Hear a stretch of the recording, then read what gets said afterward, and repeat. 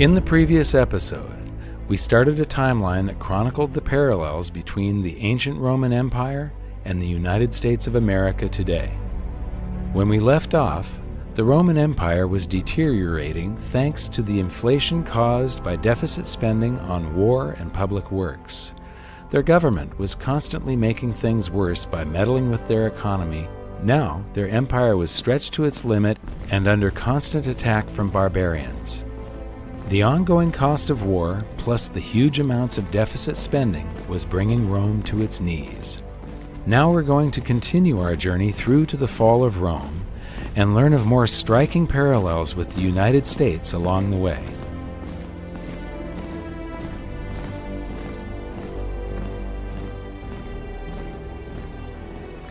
The Romans were the first culture to have social programs. The Athenians had great public works, and they had the expense of war.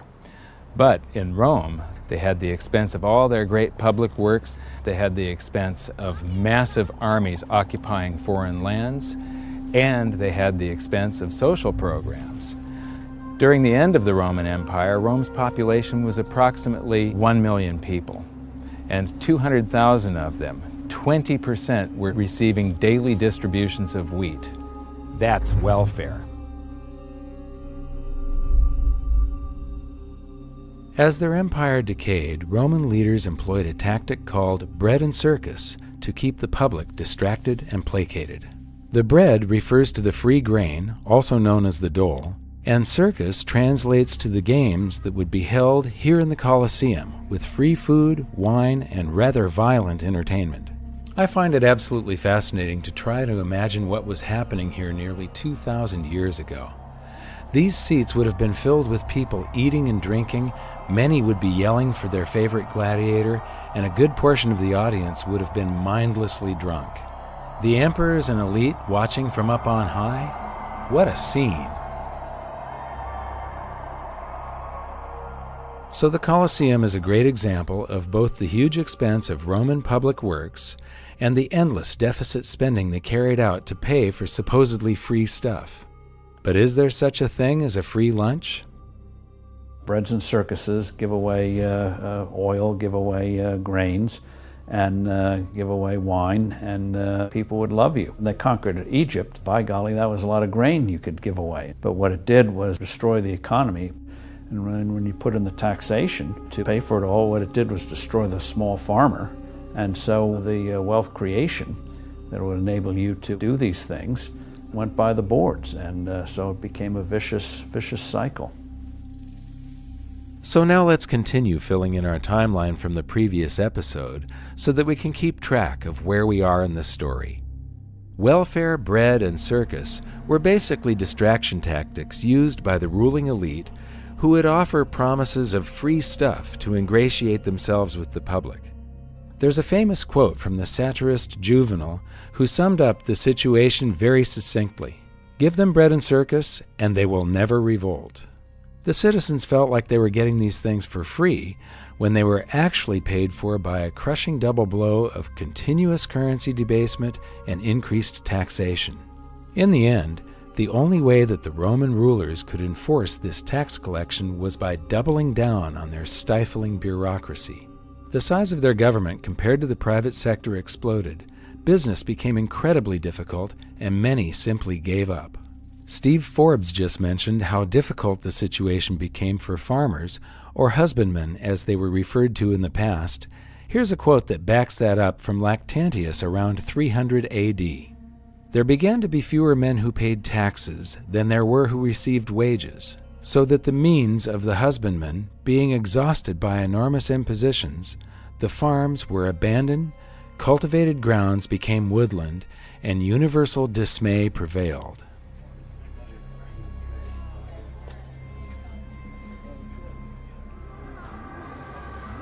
All of these tourists go through the Colosseum here, all amazed at the ruins of a great civilization, and I have to ask myself, are they asking themselves, what happened to these people?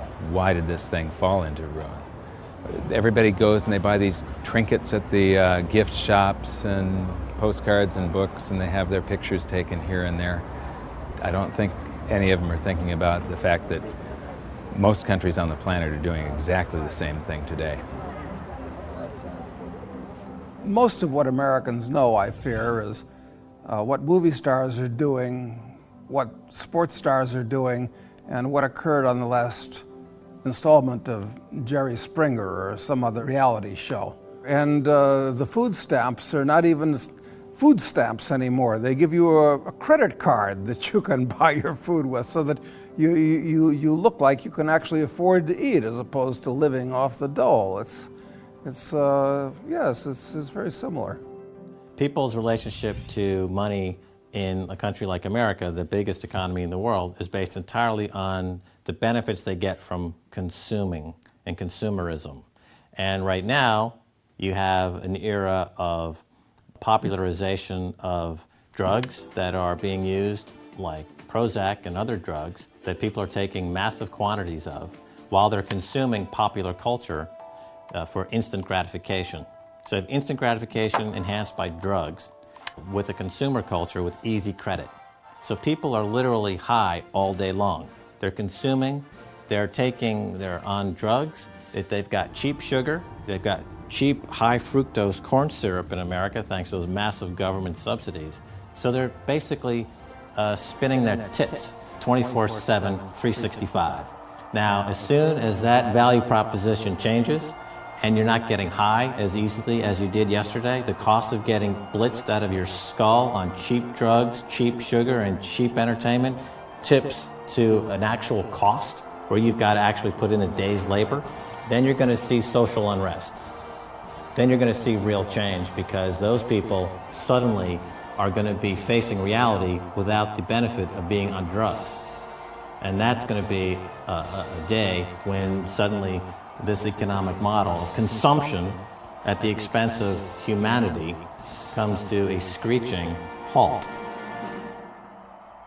So the ancient Romans had welfare, bread, and circus. Today, the USA has welfare and mass distraction. We've had the Colosseum-like venues for our games and theater for a long time, and now we also have people filling these Colosseums to watch digital gladiators battle each other in virtual esports events. These sporting and electronic spectacles, along with mindless entertainment like talk shows, are piped directly into our homes on TV, or now even to the cell phones in our pockets.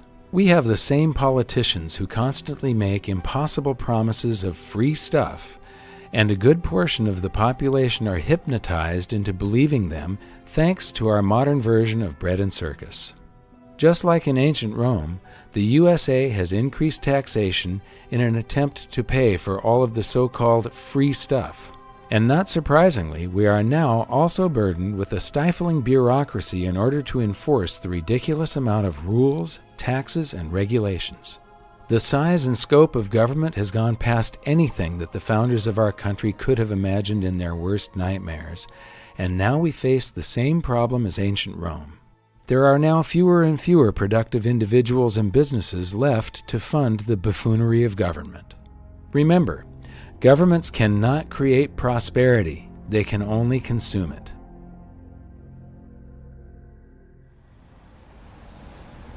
Now we're going to take a side trip so that I can show you some of the real-world effects of all this excess bureaucracy. We're going to meet a new friend who belongs to the group of people who suffer the most under burdensome laws and taxation: small business owners and entrepreneurs. These individuals are the lifeblood of an economy, and when a government stands in their way, it stands in the way of progress, choice, and a higher standard of living for us all. We've been in many restaurants all over the world, and we came back to Rome on the way to Venice solely so that we could stop and eat at Fiora di Zucca, our favorite restaurant in the world. And we've got the owner here, Roberto.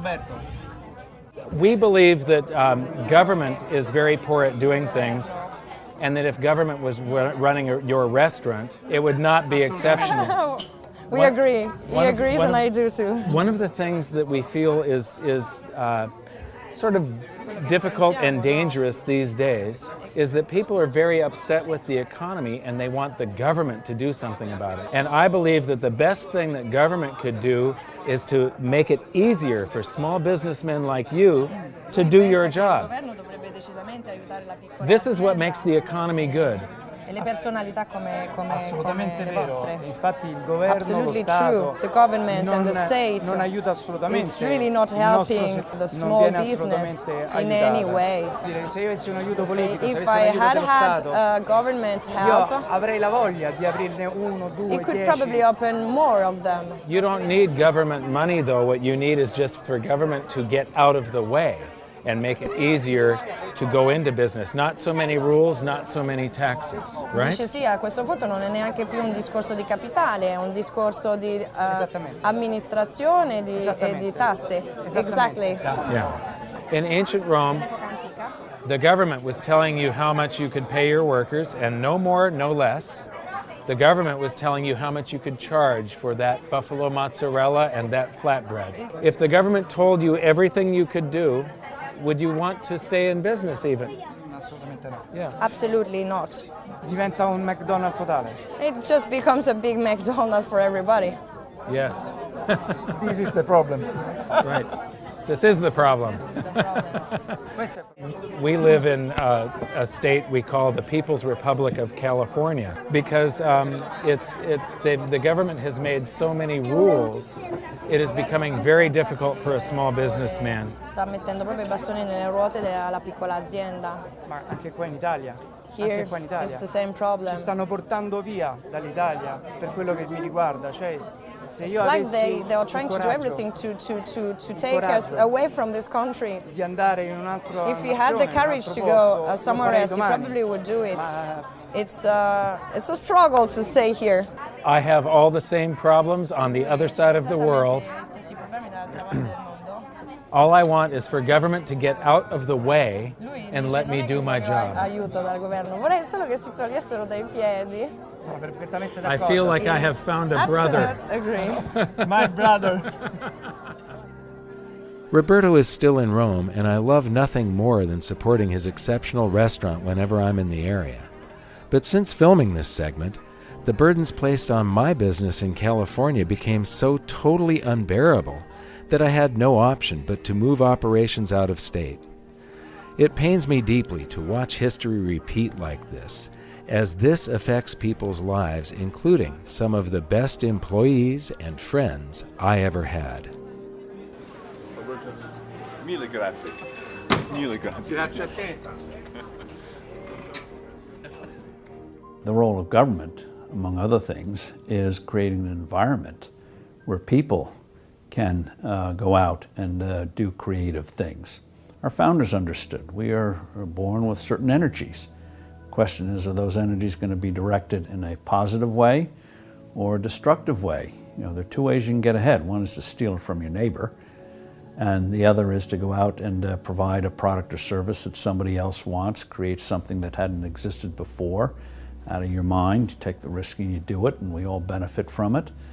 And that's why it's so important to have that proper environment. And what makes up that environment? Well, you don't have to be a PhD. In fact, it'll probably get in your way. One is the rule of law, where you know what the rules are. Sound money, sensible taxation. Taxes are a price and a burden. And if you lower that burden, people are able to focus and do more real things, making it easy to set up a legitimate business. Just basic rules, and people will do amazing things. Amazing amount of creativity can be released. But beware of government saying we're here to help you. Usually they end up harming us all. Government benefits, but not the rest of us. One of the things I've noticed is we keep on putting people in charge that not only don't know anything about monetary history, but they don't know the fundamental economics that a normal businessman would know. Any businessman owner, or just somebody that is able to control their own finances at home. What they hire are people that, they're quants that have theories in their head. They've got some book knowledge, but they've never actually hired a person. They've never made the books balance or had to go out and make sure that there's more profit coming in this month than expenses so that they don't go out of business. That's exactly right. It's exactly right. It's this fascination, this love affair that the world has with academic economists in the last 20 years. You know, I think you'll find, like everything else, it goes full circle. At some point in the next 20 years, we'll have central banks staffed exclusively by successful business people who've been brought in to fix the mess that bureaucrats and academics have fostered upon us. Actually, I think an even better future would be a world without central banks, where the free market is left alone to decide what money is. You may say I'm a dreamer, but I'm not the only one. Anyway, back to the story. Let's look at the last 2 entries on our timeline for both ancient Rome and the USA and see if we can use them to predict what comes next. If you have more currency flowing into the government in the form of taxes, and then multiply that by more bureaucrats, what does that equal? If you guessed the corruption of the political process, you'd be spot on. In ancient Rome, one of the fastest ways to accumulate personal wealth was to hold office and bestow favors on individuals or businesses in return for gifts. In other words, bribery. In the modern USA, I hate to say it, but not a lot has changed. Cronyism is now the norm in Washington. This is where industries and individuals can basically buy a politician to vote a certain way. In some cases, we've seen their influence extend to the highest levels, where outsiders are writing the legislation and having their cronies introduce it. We've also seen the advent of revolving door politics, where politicians may not take cash directly as bribes, but as soon as they've fulfilled their purpose in politics, they walk out the door of public disservice and into highly paid positions in the private sector. How convenient. So, when we take a look at our timeline, the parallels are really starting to stack up. Our political and monetary experiments never seem to end, and I know I'm not the only one who feels like we are accelerating towards something really big. Now I'd like to introduce you to my friend Chris Martenson. He has an absolutely wonderful series called The Crash Course that I highly recommend that you watch. Chris is a scientist and entrepreneur who does an excellent job of clarifying complex systems and scenarios. So I wanted to get his take on why it feels like we're speeding toward the edge of a cliff. Tell me about exponential growth, because this was one of the pieces in your series that I was blown away by. You know, it's there's this famous quote by Keynes that not one man in a million understands inflation. The inflation process is very important. I think it's one man in a billion that probably understands what exponential growth is, and it's one of the most important things that we could get our arms around. And the reason it's so difficult to talk about is because we're humans, and we're not wired for exponential growth. We think in linear form. So if something goes from 1 to 2 to 3 to 4, people get a sense of that. We know how that works. But when something goes from 1 to 2 to 4 to 8 to 16 to 32 and just mushrooms off, well, it's much harder to understand it, and we're surrounded by exponential growth. It's in our economy, it's in our monetary numbers, it's in our debt numbers, it's in environmental statistics, it's in how rapidly we're depleting things in an inverse exponential decay, it's in everywhere we're surrounded by. So understanding is really critical. So I have a couple examples to help people understand what exponential growth is and why it's so hard. So if I had 2 erasers, and I said, all right, I'm going to give you $100 based on how evenly you can bring these 2 erasers together, nice even speed, you'll do a great job at that, right? You'll win $100 from me every single time. But now let's replace them 2 big heavy magnets, neodymium magnets, maybe from a Tesla coil, something really awesome. And you'll do what everybody does. All of a sudden they'll snap together, right? And it's because these magnets are pulling together with exponential force. And even though you might be physically capable of controlling that, your mind and your muscles and your neurons won't be able to wire that up. I'll give you 100 shots and it'll still be doing this because we just aren't wired for that. Another exponential example that really helps bring this home. Do you have a park, like a favorite park that you wouldn't mind see getting ruined? How about, I think they're going to decommission Candlestick Park Candlestick. in San Francisco. Perfect. Area. All right, let's use that as an example. So here's the thought experiment. Imagine I have a magic eyedropper, and it's magic because the drop of water that comes out of this eyedropper will double every minute. So after 1 minute, you get 2 drops, and after 2 minutes, you get 4 drops, and after 6 minutes, you can fill the thimble up, right? All right, so let's do 2 things. We're going to make this part watertight. and I'm going to handcuff you to the highest row of bleacher seats. And let's start this tomorrow, 12 o'clock. You're handcuffed up in this highest row of bleacher seats, and I go down right into the center of the field, and I put one of these magic drops down. Now, here's the question.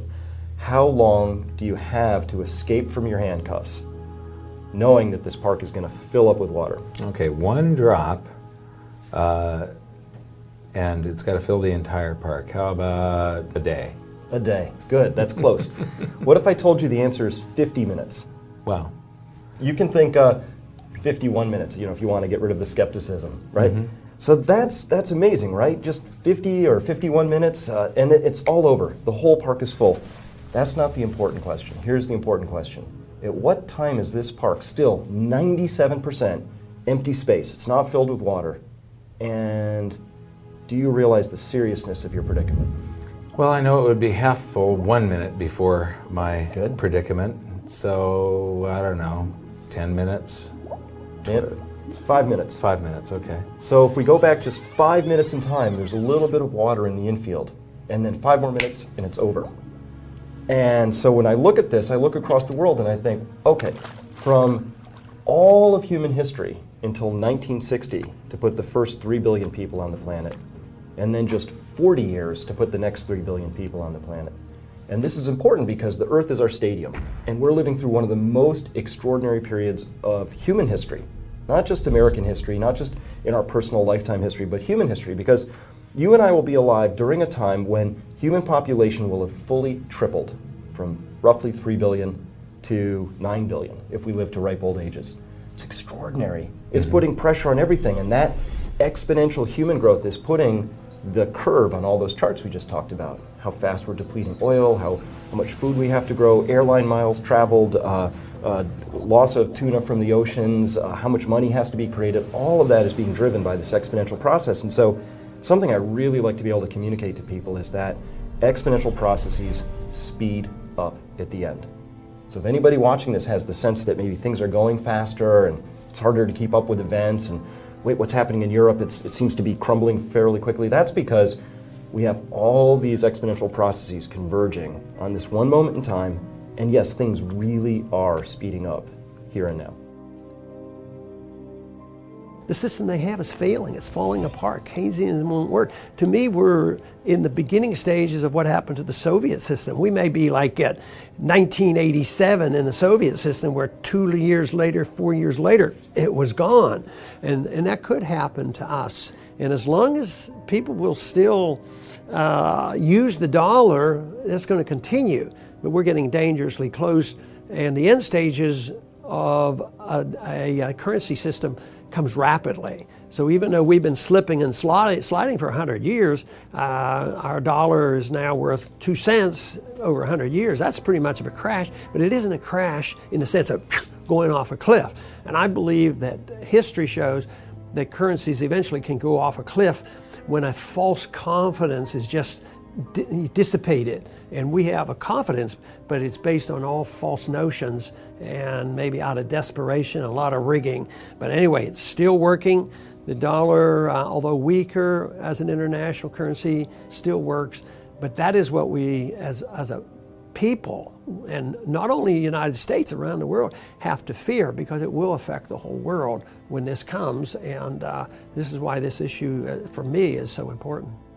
We are in big trouble, and there's just no way out. And I am sorry to say about that. And I love my country, and I'm sick to death about what's happening to it because of morons in government and a big bunch of morons in academia who let the Federal Reserve do what it did. It's all so simple. It could have all been prevented, but just by following the damn Constitution. Money shall only be silver and gold. How simple can it be? It's less than a dozen words. And all you got to do is follow that. Yeah, we have got a prayer. We haven't got, only people who got a prayer are the people who are buying silver and gold today. You and me. What amazes me are the stark similarities between ancient Rome and today. Once again, we're debasing the currency to pay for war, social programs, public works, while we keep the society placated with bread and circuses, football, sports, American Idol, Dancing with the Stars. Our government keeps on getting bigger as our military aspirations expand our empire. Congressman Ron Paul recently stated that we have over 900 military bases in 130 countries. That is an empire. And that brings us to one of the most dangerous parallels between ancient Rome and the USA, the excessive influence of the military on government. Rome's elite realized very early on that keeping the military happy was of the utmost importance if they were to either gain or stay in power. As a result, the military grew in size and attained high levels of leverage throughout politics. In today's USA, we spend trillions of dollars on our military, and it has grown into a behemoth. Much of the revolving door politics mentioned earlier comes as a result of the massive deficit spending that we pump into so-called national defense. Our country has become a war machine. We are on offense, not defense, and there is now an entire industry reliant on keeping things this way. And it's not as though we haven't been warned about this. In fact, alarm bells have been ringing for longer than 50 years. I'd like to show you part of a very important speech from the year 1961. President Eisenhower had just served 2 full terms in office, and he was just about to hand over the presidency to John F. Kennedy. Despite his own military background as a 5-star general and the supreme commander of the Allied forces in Europe during World War II, Eisenhower chose one of the most important moments of his presidency, his own farewell address to the nation, to warn America of the dangers of the corrupting influence of what he famously termed the military-industrial complex. Until the latest of our world conflicts, the United States had no armaments industry. American makers of plowshares could, with time and as required, make swords as well. But we can no longer risk emergency improvisation of national defense.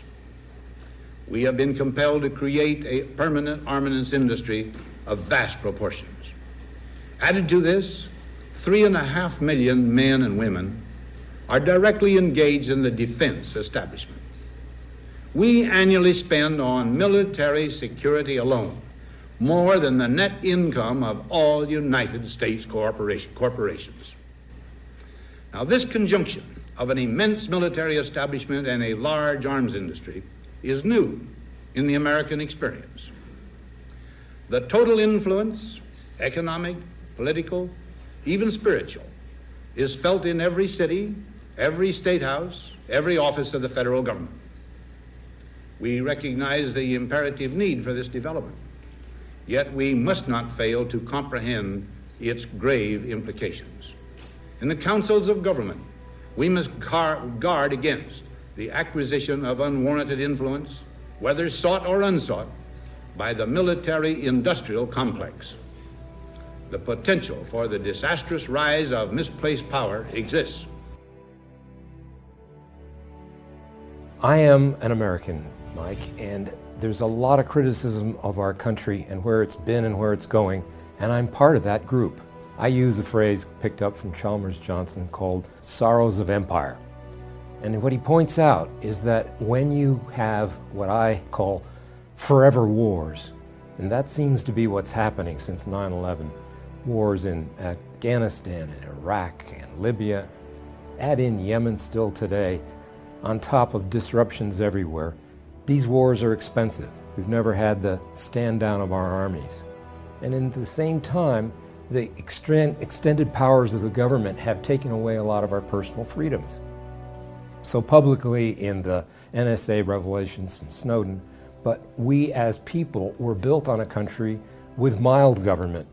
Restrictions on what the government can do were the constitutional sources.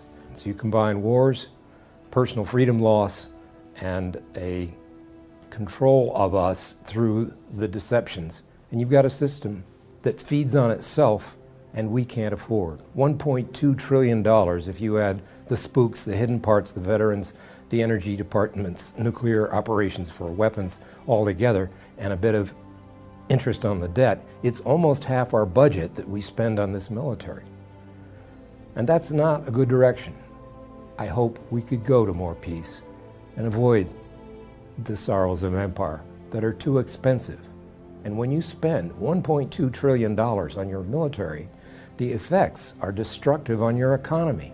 In other words, the supposed spending for strengthening our country on military is destroying our economy.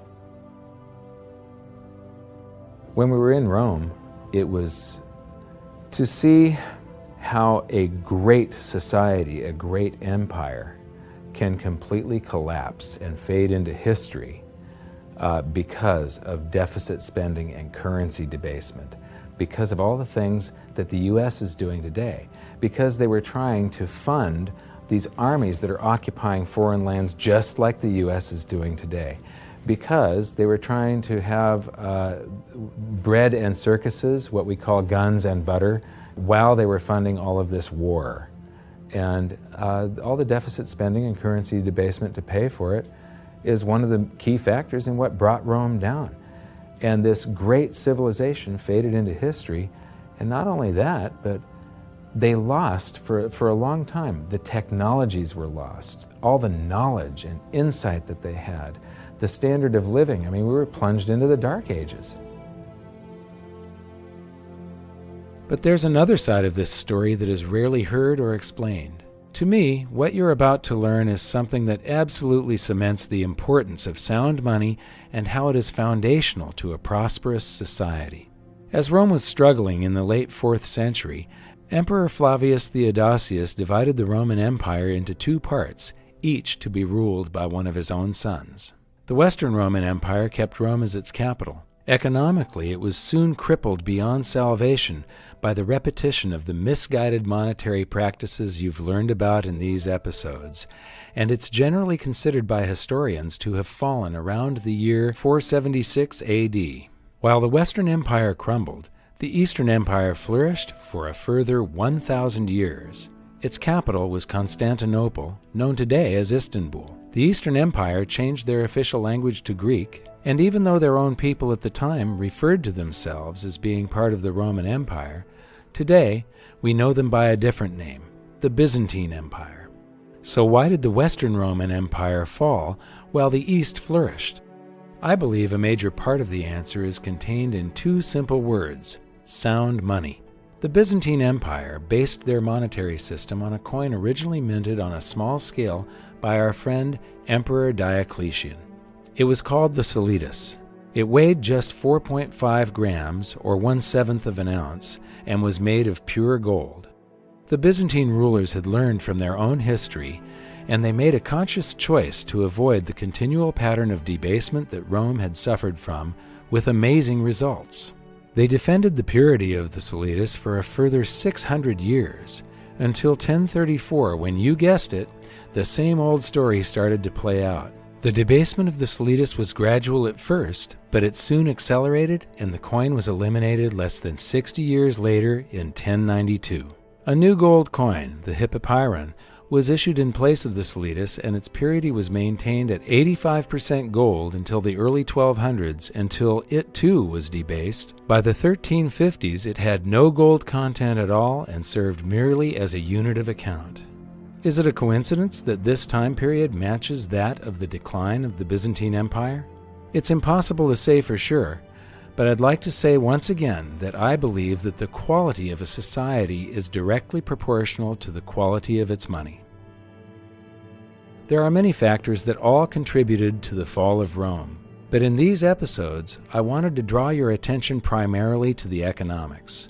Because when you study monetary history, two things become crystal clear. The first is that bureaucratic, managed economies always lead to disaster, and the second is that monetary debasement brings the fall of empires. So could this same pattern of currency debasement that we have seen time and time again throughout history happen to the United States? Take a look around. It's happening right now. But the big difference this time is that it's like all those other times in history, times 1,000,000. This time it's global. But what concerns me most isn't the loss of our financial wealth, it's the loss of our freedom.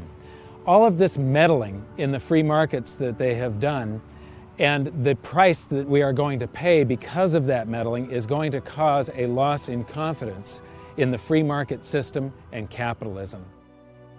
We don't have free markets, and we haven't had since 1913. You cannot have free markets if you don't have free market money. The currency is 50% of every transaction there is in society, and if you have a small group of men at the central bank having a meeting each month, in the United States it's called the Open Market Committee, the FOMC, deciding how much currency there's going to be in the system and what the cost of that currency is, the interest rates, that's a manipulated market by definition. You've got a few people deciding what it's going to be. That's 50% of every transaction. Therefore, there is no transaction in this society that isn't manipulated. So we don't have, when people say that the free markets are failing, we do not have free markets. When people say that capitalism is failing, we don't have capitalism. We've got cronyism. We've got special favors being granted by Congress to the people that lobby them, and it skews the economy and warps the economy and creates all of these artificial bubbles that end up popping, and then everybody loves living in a bubble, so they just want the Fed to create the next one. What's happening in Washington doesn't indicate that all of a sudden they're going to gain in wisdom and make the tough choices, which is sort of like getting somebody off drugs, and people don't want to quit the drugs. And our system is based on debt and inflation, and they're not going to wean themselves off. So we have to anticipate there's going to be a major collapse. But then the big question is, are we going to have a greater move toward totalitarianism and give up all our freedom, or are we going to say we still have a spirit left in this country to say, yes, we overstretched and we know what the alternative could be, and we can build a much better society?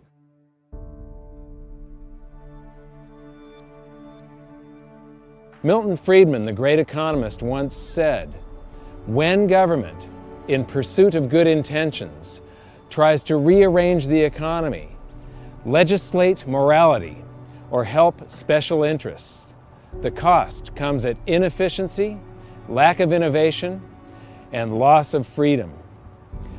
Government should be a referee, not an active player. In the United States, government has gone way too far." It is proven, beyond a shadow of a doubt, time after time throughout history, that managed economies do not work. Free markets have always won, and they have always provided a higher standard of living. When people cry out for the government to do something about it, they're asking for the government to manage the economy. They are asking for the government to lower their standard of living. Ultimately, what you get is the USSR or Mao's China. That is what a managed economy brings you. It's time for you to take action. It's time for you to get educated on this, to find out more, and then to voice your opinion, to make yourself heard. If we want changes in the economy and changes in our monetary system, change in our foreign policy, the people have to speak out and decide that they want to change, and they have to make it very clear to the politicians that that's what they expect. And matter of fact, that's one area where I tend to be more optimistic, because I think the people are learning with the work that you've done and others. They're learning something about monetary policy. But the most important thing is that people understand the nature of freedom and the role of government, and money being a major part of all that.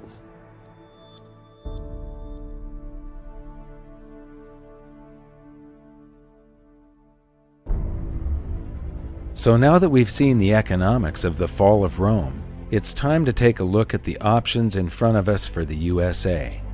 Will we choose more debasement, more war, more intrusive government, more cronyism and special interests, more taxation and regulation, and less freedom?